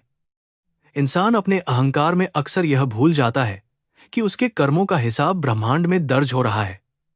जब ईश्वर की लाठी पड़ती है तो उसमें कोई आवाज नहीं होती, लेकिन उसकी चोट रूह को कंपा देती है। राहुल ने जिस घमंड में अपनी मां का अपमान किया था, उस पाप की फसल अब पकने लगी थी। कर्म का चक्र बड़े बड़े राजाओं को भी मिट्टी में मिला देता है।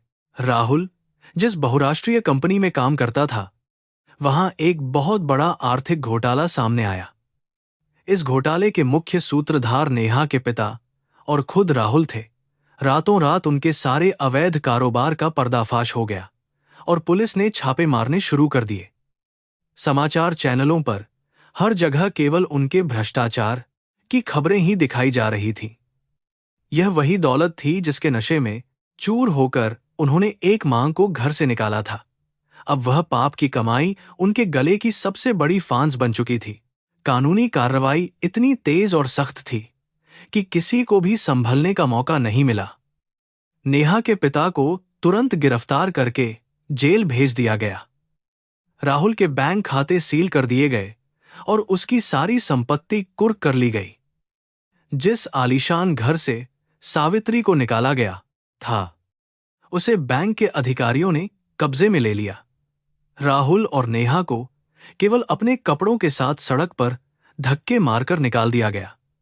उनकी झूठी शान शौकत एक झटके में छिन गई और प्रकृति ने उन्हें बेघर कर दिया। गरीबी और बदनामी के इस भयानक दौर में नेहा का असली चेहरा पूरी तरह से सामने आ गया। उसने राहुल से केवल उसकी दौलत और रुतबे के लिए ही शादी की थी।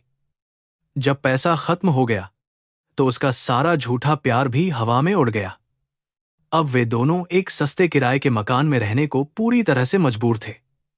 नेहा अपनी बर्बादी का पूरा दोष राहुल पर मढ़ती थी और दिन रात उसे गालियां देती थी।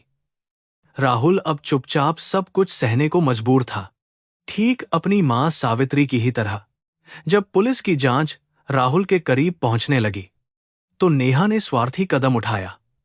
उसने बचे हुए गहने समेटे और राहुल को उस अंधेरे कमरे में अकेला छोड़कर चली गई। जाते जाते उसने बेरहमी से तलाक के कागजात राहुल के मुंह पर जोर से मार दिए। उसने कहा कि वह एक अपराधी और कंगाल इंसान के साथ जिंदगी बर्बाद नहीं कर सकती।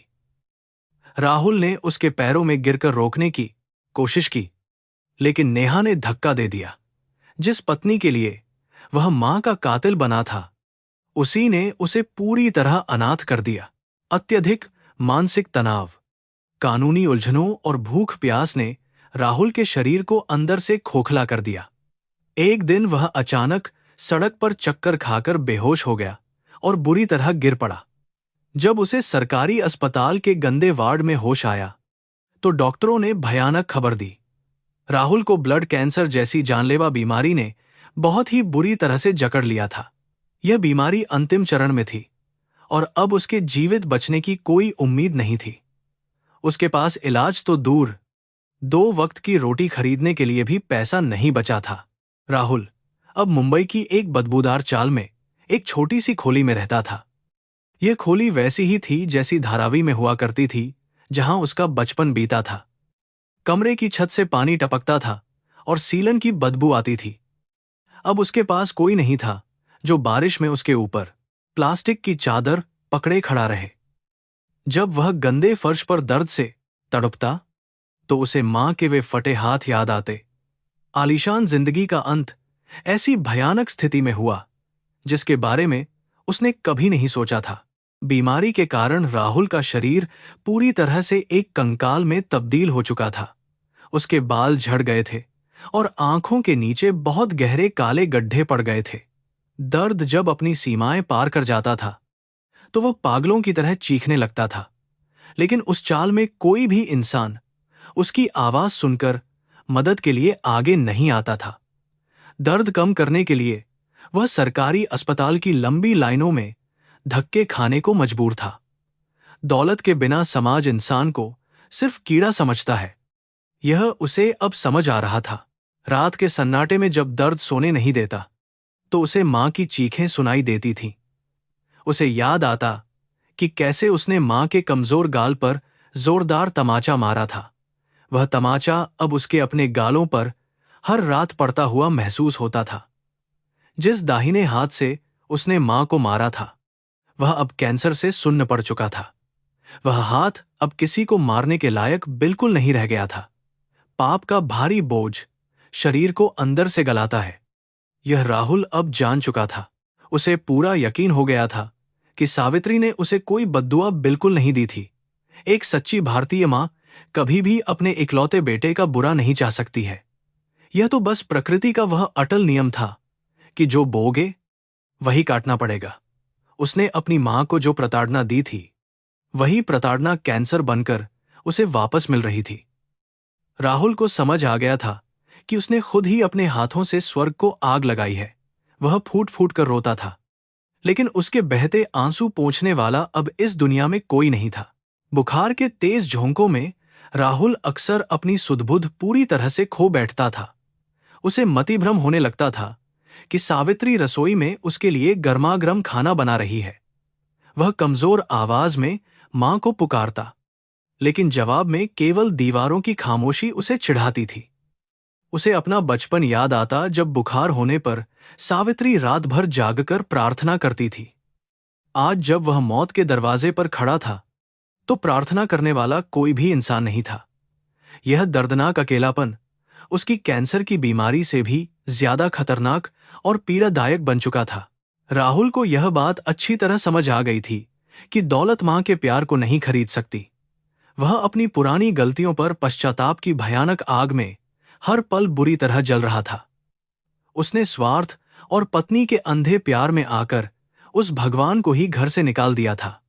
उसे मां के वे शब्द याद आते थे कि बड़ों का सच्चा सम्मान ही असली संपत्ति है। आज जब संपत्ति लुट चुकी थी तो उसे इन महान शब्दों की गहराई का असली एहसास हो रहा था। एक दिन राहुल ने अपनी खोली के टूटे हुए आईने में अपना खौफनाक चेहरा देखा। उसे अपना चेहरा किसी भयानक राक्षस जैसा लगा जिसने सब कुछ नष्ट कर दिया हो। उसने आईने पर अपना मुक्का मारा और उसे चकनाचूर कर दिया, जिससे खून बहने लगा।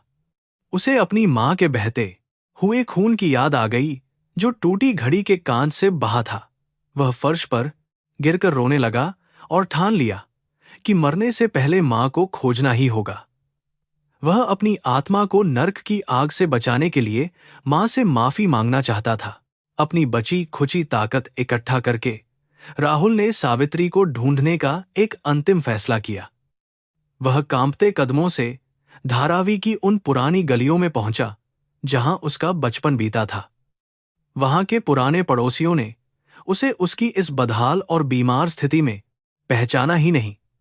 जब उसने अपना नाम बताया तो लोगों ने उस पर बहुत ही नफरत के साथ थूक दिया। वे सब जानते थे कि उसने अपनी बूढ़ी मां के साथ क्या भयानक सलूक किया था। लोगों ने ताना मारा कि ऐसी बुरी औलाद को तो भगवान कीड़ों की मौत मारता है। लोगों का यह भारी तिरस्कार राहुल के लिए बहुत ज्यादा कष्टदायक था, लेकिन वह अपने दिल में जानता था कि वह सच में इसी नफरत के लायक है। उसने अपमान का घूंट पी लिया और अपनी मां की तलाश में आगे की तरफ बढ़ गया। कई दिनों तक पागलों की तरह मुंबई की सड़कों पर भटकने के बाद उसे एक सुराग मिला। स्टेशन के पास एक दुकानदार ने बताया कि उसने 7 साल पहले एक बूढ़ी औरत को देखा था। उस औरत के पास एक झोला था और वह वाराणसी जाने वाली ट्रेन पूछ रही थी। यह सुनते ही राहुल की आंखों में अचानक एक नई उम्मीद की चमक आ गई। उसे यकीन हो गया कि उसकी धार्मिक मां काशी ही गई होगी। उसने तुरंत पवित्र शहर वाराणसी जाने का दृढ़ मन बना लिया। यह यात्रा उसके पापों के प्रायश्चित की पहली और सबसे कठिन सीढ़ी थी। पैसे जुटाने के लिए राहुल ने अपनी आखिरी सोने की चेन सस्ते दाम में बेच दी। उन पैसों से उसने दवाइयां खरीदी और वाराणसी का एक जनरल टिकट ले लिया। स्टेशन पर खड़े होकर उसे एहसास हुआ कि मां ने भी ऐसा ही सफर किया होगा। सावित्री ने भी बिना सुख सुविधा के यह सबसे कठिन सफर तय किया होगा। राहुल को अब मां के हर एक दर्द का साक्षात अनुभव हो रहा था। उसने लंबी सांस ली और भीड़ भाड़ वाले जनरल डिब्बे में चढ़ने के लिए आगे बढ़ा। ट्रेन की यह यात्रा उसके बीमार शरीर के लिए नर्क की यातना जैसी ही थी। जनरल डिब्बे की भारी भीड़ में उसके कमजोर शरीर को बहुत धक्के लग रहे थे। हर झटके के साथ उसके कैंसर का भयानक दर्द दोगुना होकर उसे तड़पाने लगता था। वह डिब्बे के फर्श पर एक बोरी की तरह पड़ा हुआ था और दर्द से कराह रहा था। लोग उसे कोई शराबी या भिखारी समझकर उससे बहुत दूर हट रहे थे। उस पूरी भीड़ में उसे एक घूंट पानी पिलाने वाला कोई भी इंसान मौजूद नहीं था। राहुल की आंखों से पश्चाताप के आंसू लगातार बह रहे थे, जो रुकने का नाम नहीं ले रहे थे। वह शारीरिक दर्द से कहीं ज्यादा अपनी आत्मा के गहरे घावों से तड़प रहा था। रास्ते भर राहुल भगवान से बस यही प्रार्थना कर रहा था कि उसे थोड़ी मोहलत दे दें। वह बार बार सांसें खींचता ताकि धड़कनें मां से मिलने से पहले न रुके।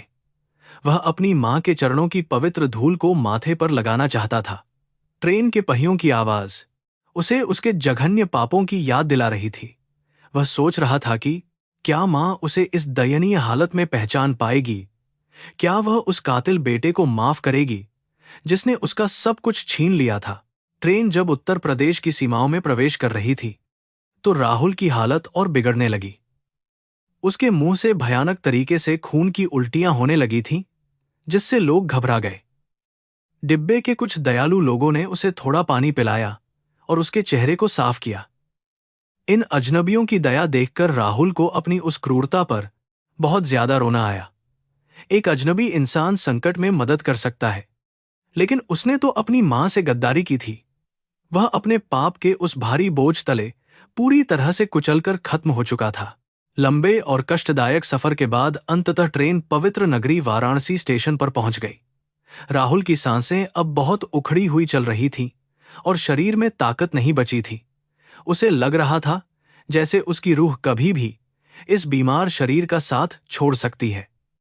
उसने अपनी बची हुई सारी इच्छा शक्ति को इकट्ठा किया और लड़खड़ाते हुए स्टेशन से बाहर निकला। काशी की ठंडी और पवित्र हवा ने उसके आंसुओं से भीगे हुए चेहरे को छुआ। इस हवा में उसे अपनी मां के आंचल की वही पुरानी महक स्पष्ट महसूस हो रही थी। स्टेशन के बाहर आते ही राहुल वाराणसी की भीड़ भाड़ वाली गलियों में खो गया। उसका शरीर कांप रहा था और वह कुछ कदम चलने के बाद सड़क पर बैठ जाता था। उसे नहीं पता था कि इस विशाल शहर में वह अपनी मां को कैसे ढूंढेगा। मौत का नहीं, बल्कि मां से बिना माफी मांगे मर जाने का खौफ उसे डरा रहा था। उसका प्रायश्चित अब अपने अंतिम और महत्वपूर्ण पड़ाव की ओर आगे बढ़ रहा था। ईश्वर से उसकी बस एक पुकार थी कि उसे मां के दर्शन करवा दे। वाराणसी की संकरी और भीड़ भाड़ वाली गलियों में राहुल एक पागल इंसान की तरह भटक रहा था। उसका शरीर पूरी तरह से टूट चुका था और हर कदम पर उसे असहनीय पीड़ा का सामना करना पड़ रहा था।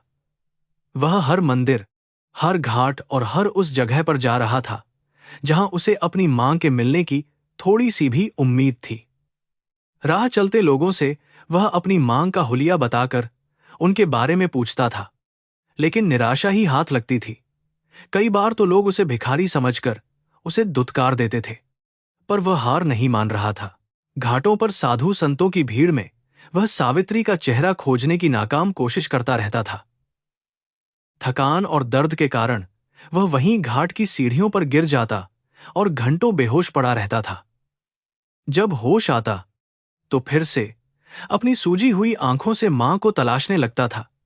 उसे अब अपने शरीर की कोई परवाह नहीं थी। बल्कि उसे सिर्फ अपनी आत्मा के उस भारी बोझ को हल्का करना था। वह अच्छी तरह जानता था कि अगर उसने मां से माफी नहीं मांगी तो मरने के बाद भी उसे नर्क में कभी शांति नहीं मिलेगी। कैंसर जैसी जानलेवा बीमारी ने उसके खून और हड्डियों को पूरी तरह से खोखला कर दिया था।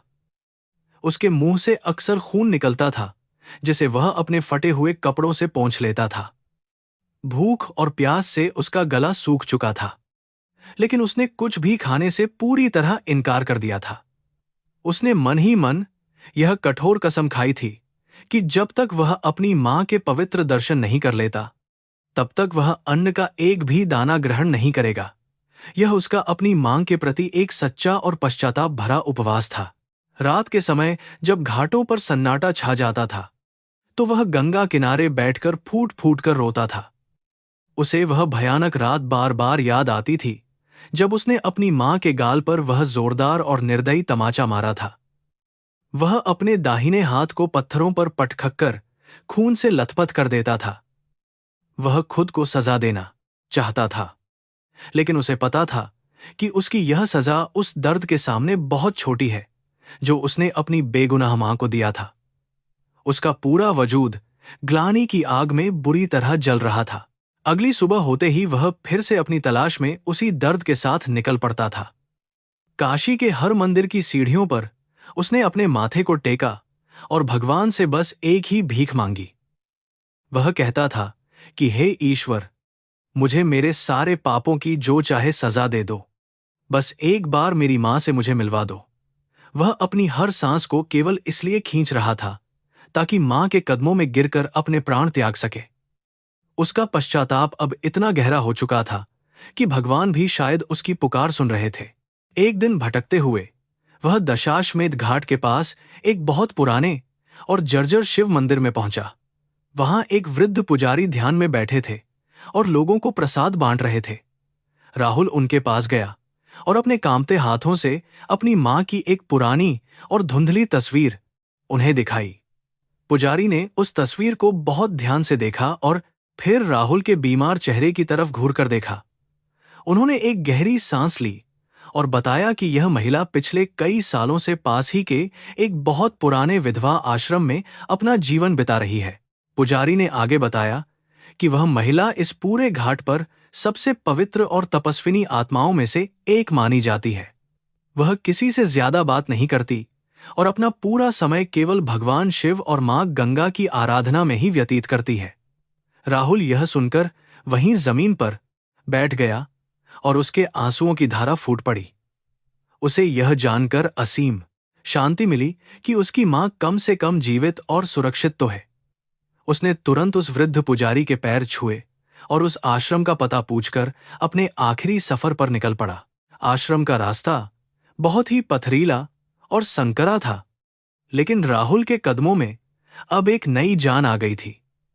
वह लड़खड़ाते हुए भी बहुत तेजी से उस दिशा में बढ़ रहा था, जैसे कोई प्यासा इंसान पानी की तरफ भागता है।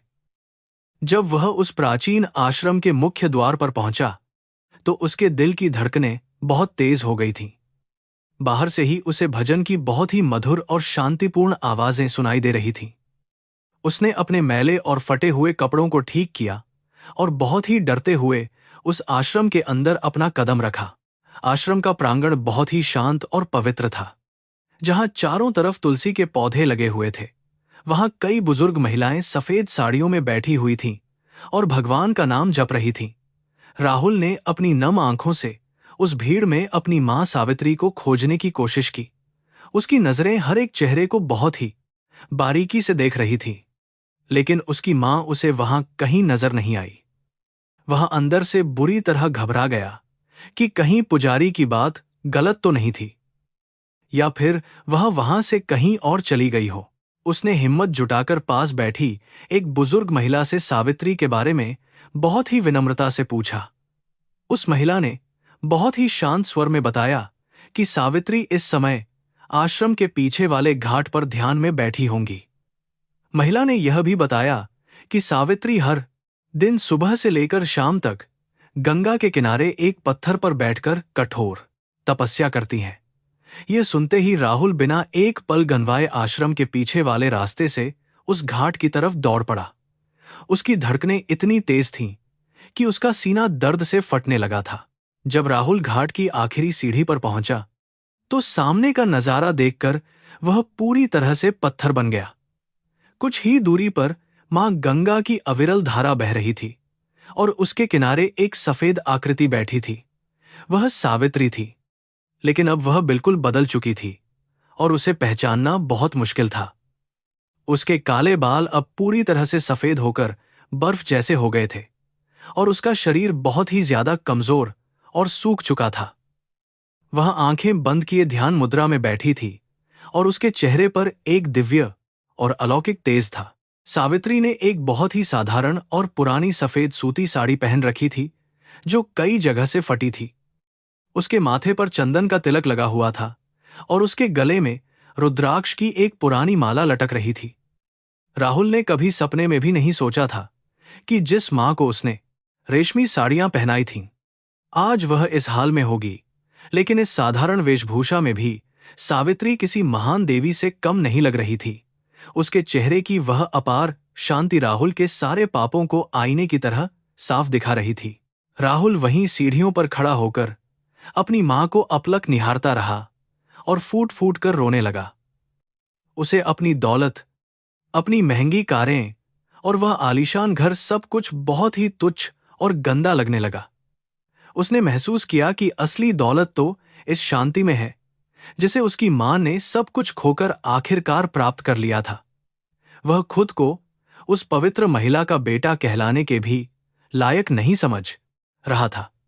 उसके अंदर की सारी हिम्मत जैसे टूट चुकी थी और वह अपनी मां के करीब जाने से भी बहुत ज्यादा डर रहा था। उसने कई बार अपने कदम आगे बढ़ाए, लेकिन शर्म और ग्लानि के कारण उसके पैर पीछे हट जाते थे। उसे लग रहा था कि उसके जैसे पापी इंसान की छाया पड़ने से भी उसकी मां का पवित्र ध्यान भंग हो जाएगा। लेकिन फिर उसे अपने कैंसर की आखिरी स्टेज और अपनी मौत का वह खौफनाक सच याद आ गया। उसने अपने आंसुओं को पोंछा और अपने कांपते हुए पैरों को आगे की तरफ पूरी ताकत लगाकर घसीटना शुरू कर दिया।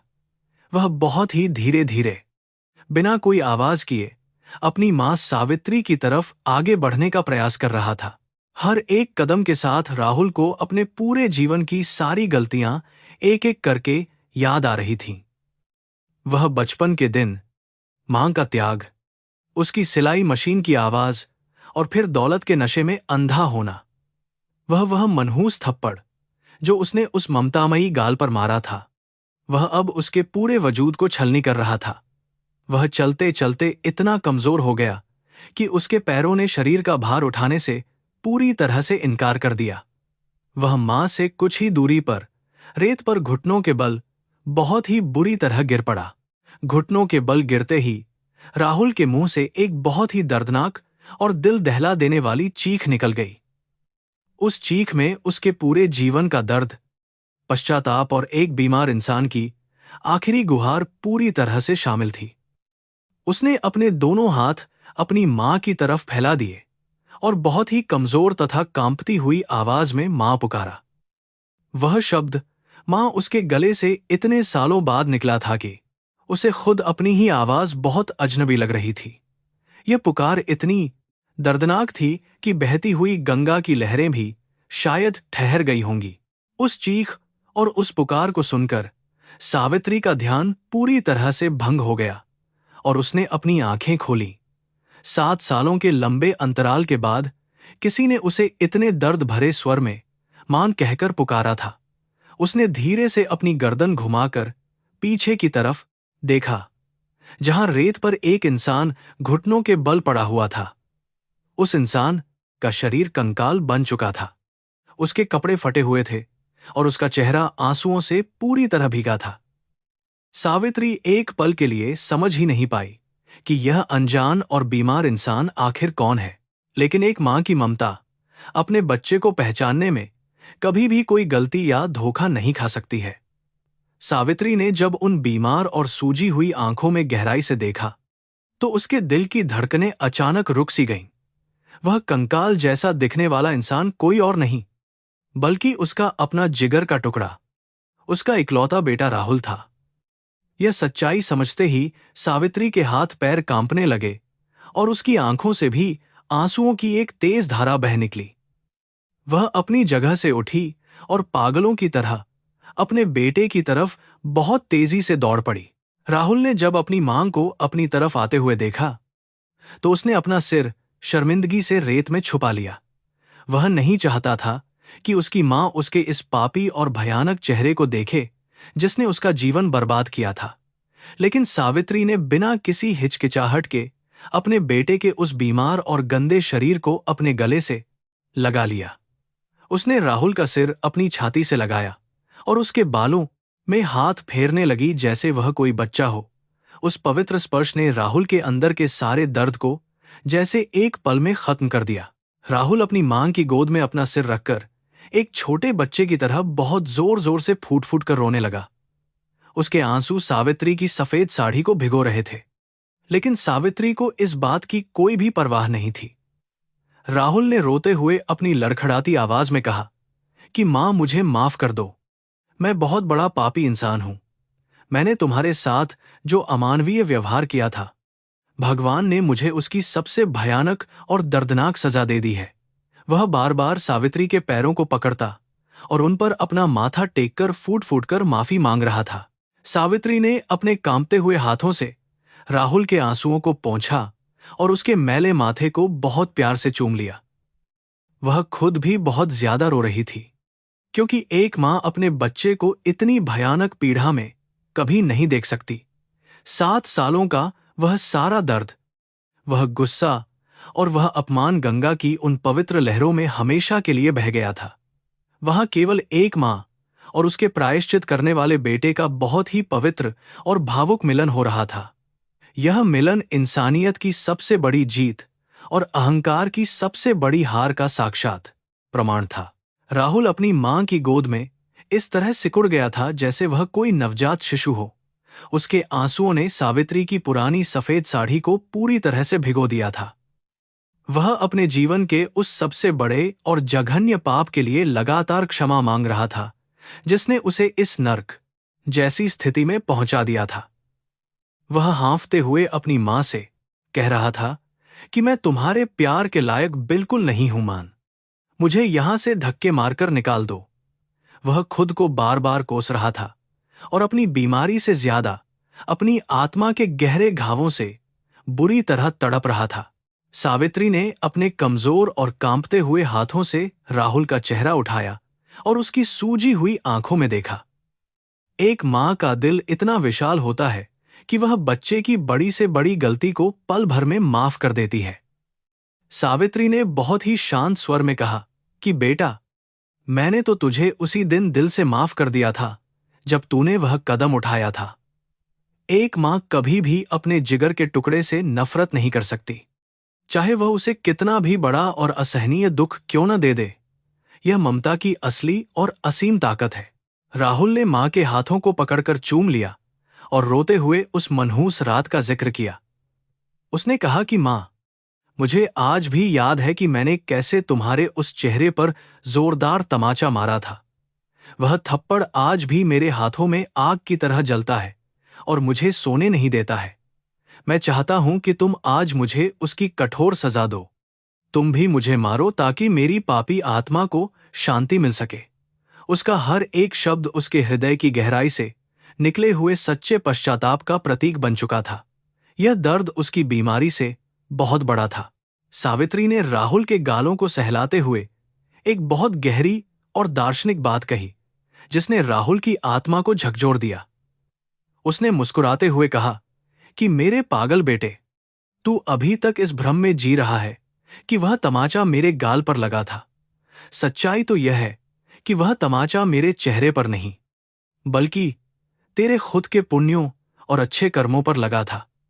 उस दिन तूने एक मां को नहीं मारा था, बल्कि अपने सौभाग्य और अपने सुनहरे भविष्य को अपने ही हाथों से हमेशा के लिए मौत के घाट उतार दिया था। यही प्रकृति का न्याय है। कर्म का नियम इस ब्रह्मांड में सबसे ज्यादा कठोर और अटल होता है, जिसे कोई इंसान दौलत से नहीं बदल सकता। सावित्री ने समझाया कि जब हम किसी निर्दोष इंसान का अपमान करते हैं तो प्रकृति उसका हिसाब अपने तरीके से करती है। दौलत के अहंकार ने तुम्हारी आंखों पर जो पट्टी बांधी थी वह किसी के समझाने से नहीं खुल सकती थी। ईश्वर ने तुम्हें यह दुख और बीमारी केवल तुम्हारी उस सोई हुई आत्मा को जगाने के लिए दी है। यह तुम्हारी सजा नहीं है, बल्कि तुम्हारे सुधार और सच्चे प्रायश्चित का एक बहुत ही पवित्र और महत्वपूर्ण अवसर है। मां की इन सत्य बातों को सुनकर राहुल को अपने जीवन की सारी गलतियों का पूरा एहसास हो गया। उसने रोते हुए सावित्री को अपनी भयानक बीमारी, अपनी बर्बादी और नेहा के धोखे के बारे में सब कुछ बता दिया। उसने बताया कि कैसे जिस पैसे के लिए उसने मां को घर से निकाला था, उसी ने उसे कैंसर देकर मरने के लिए सड़क पर छोड़ दिया। उसने कहा कि डॉक्टरों ने जवाब दे दिया है और मेरे जीवन के अब केवल कुछ ही गिने चुने दिन बचे हैं, जो मैं हमेशा के लिए तुम्हारे पवित्र चरणों में पूरी श्रद्धा से बिताना चाहता हूं। अपने जवान बेटे की इस दर्दनाक और लाइलाज बीमारी के बारे में सुनकर सावित्री का मातृत्व एक बार फिर से बुरी तरह तड़प उठा। भले ही राहुल ने उसे कितना भी बड़ा दुख क्यों न दिया हो, लेकिन एक मां अपने बच्चे की मौत की खबर कभी भी बर्दाश्त नहीं कर सकती। सावित्री ने भगवान से प्रार्थना की कि वे राहुल की बीमारी उसे दे दें और उसके बेटे को जीवन दान बख्श दें। उसने राहुल को सहारा देकर घाट की सीढ़ियों से उठाया और बहुत ही सावधानी से अपने साथ उस पुराने और शांत विधवा आश्रम के अंदर ले आई। आश्रम की अन्य बुजुर्ग महिलाओं ने जब राहुल की यह अत्यंत दयनीय और मरणासन्न हालत देखी तो उनका भी दिल पूरी तरह पसीज गया। किया बरसों बाद राहुल को वह सच्चा और निस्वार्थ प्रेम वापस मिल रहा था जिसे वह अपनी बेवकूफी और अहंकार के कारण मुंबई के उस आलीशान घर में बहुत पीछे छोड़ आया था। अब सावित्री का पूरा दिन अपने बीमार बेटे की सेवा और भगवान की प्रार्थना करने में ही बीतने लगा था। वह राहुल को अपने हाथों से भोजन खिलाती थी, ठीक वैसे ही जैसे बचपन में धारावी की झोपड़ी में खिलाया करती थी, जब कैंसर का दर्द राहुल को असहनीय रूप से तड़पाता था। तो सावित्री रात भर जागकर उसके सिर को अपनी गोद में रखकर सहलाती रहती थी। मां के उस पवित्र स्पर्श में इतनी जादुई ताकत थी कि राहुल बिना किसी महंगी दवा के ही बहुत गहरी और सुकून भरी नींद में आराम से सो जाता था। यह ममता का चमत्कार था। आश्रम का शांत और आध्यात्मिक माहौल राहुल के मन को एक बहुत ही अद्भुत और अलौकिक शांति प्रदान कर रहा था। सुबह शाम गंगा किनारे होने वाली आरती की ध्वनि और संतों के मंत्रोच्चार उसकी पापी आत्मा को पूरी तरह से पवित्र कर रहे थे। उसे अब शरीर के नष्ट होने या अपनी मौत के करीब आने का कोई भी डर महसूस नहीं हो रहा था। उसने अपने अतीत की कड़वी यादों और दौलत के झूठे मोह को गंगा की उन तेज और अविरल लहरों में हमेशा के लिए विसर्जित करके खुद को पूरी तरह से ईश्वर को सौंप दिया था। वह अब मुक्त था। राहुल अक्सर मां के पास बैठकर सोचता था कि उसने अपने जीवन में कितनी बड़ी और मूर्खतापूर्ण भूल की थी। उसने कांच के झूठे टुकड़ों को पाने के लिए अपने जीवन के सबसे अनमोल हीरे को कूड़े में फेंक दिया था। लेकिन अब वह खुश था, क्योंकि मृत्यु से ठीक पहले ही सही उसे जीवन का असली मार्ग मिल गया था। उसने मां से वादा किया कि अगर भगवान ने उसे अगला जन्म दिया तो वह केवल एक अच्छा बेटा बनकर हमेशा उसकी सेवा करेगा और कभी भी दौलत के पीछे अंधा होकर ऐसे गलत रास्ते पर नहीं भागेगा।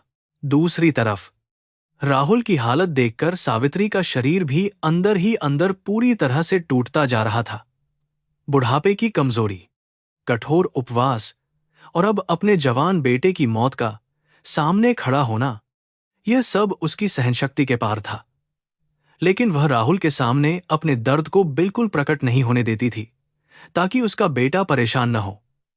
वह हमेशा चेहरे पर एक दिव्य मुस्कान बनाए रखती थी, लेकिन रात के अकेलेपन में भगवान की मूर्ति के सामने बैठकर वह अपने दुख भरे आंसुओं को बहने से कभी भी किसी कीमत पर नहीं रोक पाती थी। समय अपनी निर्दयी चाल से आगे बढ़ता रहा और दोनों मां बेटे अपने अंतिम समय के बहुत करीब पहुंचने लगे थे।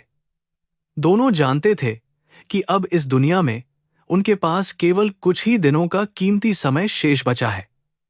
वे दोनों घंटों तक गंगा के किनारे एक साथ चुपचाप बैठे रहते थे और लहरों के संगीत को सुनते रहते थे।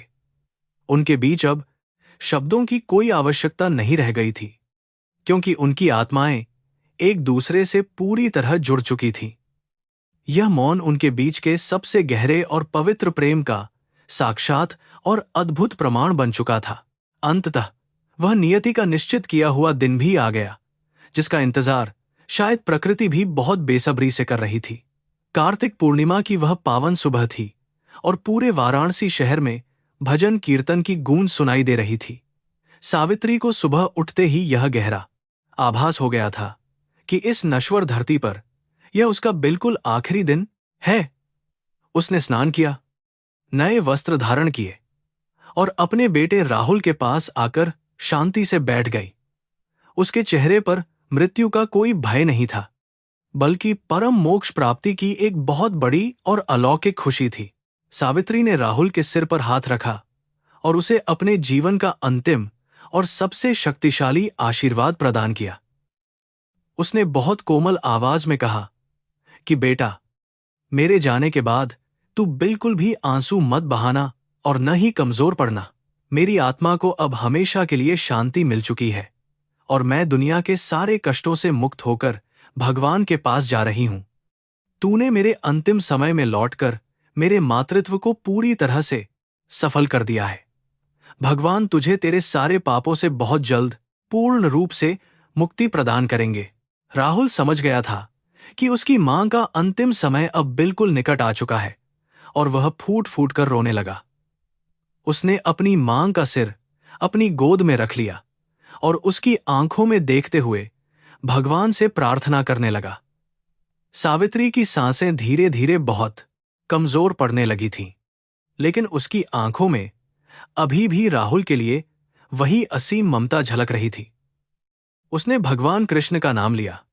एक हल्की सी मुस्कान उसके चेहरे पर आई और उसने राहुल की गोद में हमेशा के लिए अपनी आंखें पूरी तरह से बंद कर लीं। मां के प्राण निकलते ही राहुल ने एक बहुत ही दर्दनाक और दिलचीर देने वाली चीख आसमान की तरफ छोड़ी। उसकी वह चीख पूरी काशी के घाटों पर गूंज उठी और आश्रम के सभी लोगों की आंखों में आंसू ला दिए। लेकिन राहुल का यह रोना किसी निराशा का नहीं था, बल्कि यह उस महान मां के प्रति उसकी सच्ची और गहरी श्रद्धांजलि थी। उसने अपनी मां के निर्जीव और ठंडे शरीर को गले से लगा लिया और महसूस किया कि आज धरती से एक बहुत ही पवित्र और महान देवी हमेशा के लिए विदा हो गई है। शरीर में कैंसर की भयानक पीड़ा होने के बावजूद राहुल ने सच्चे बेटे की तरह मां के अंतिम संस्कार की सारी तैयारियां खुद कीं। उसने आश्रम के लोगों की मदद से लकड़ी का प्रबंध किया और मां के पार्थिव शरीर को मणिकर्णिका घाट पर ले गया। हिंदू धर्म में मणिकर्णिका घाट पर अंतिम संस्कार होना आत्मा के लिए सीधा मोक्ष का द्वार माना जाता है। राहुल ने पूरे वैदिक मंत्रों और पूरे विधि विधान के साथ अपनी मां को मुखाग्नि दी और एक सच्चे पुत्र होने का अपना आखिरी और सबसे महत्वपूर्ण धर्म पूरी तरह से निभाया। उसने अपना कर्तव्य पूरा किया। चिता की लपटों को आसमान की तरफ उठते देखकर राहुल को मानव जीवन की नश्वरता का एक बहुत कठोर लेकिन सच्चा ज्ञान प्राप्त हुआ। उसने देखा कि वह शरीर जिसे इंसान इतना सजाता है, अंत में राख की एक छोटी सी ढेरी में बदल जाता है। दौलत, घमंड और रिश्ते सब इसी चिता में जलकर पूरी तरह से खाक हो जाते हैं और आत्मा के साथ केवल उसके कर्म ही जाते हैं। राहुल उस जलती हुई चिता के सामने हाथ जोड़कर खड़ा रहा और अपनी मां की आत्मा की शांति के लिए बहुत गहरी प्रार्थना करता रहा। यह सत्य का दर्शन था। मां के जाने के बाद राहुल ने अपने जीवन के बचे हुए कुछ दिन उसी आश्रम में लोगों की निस्वार्थ सेवा करने में बिताए।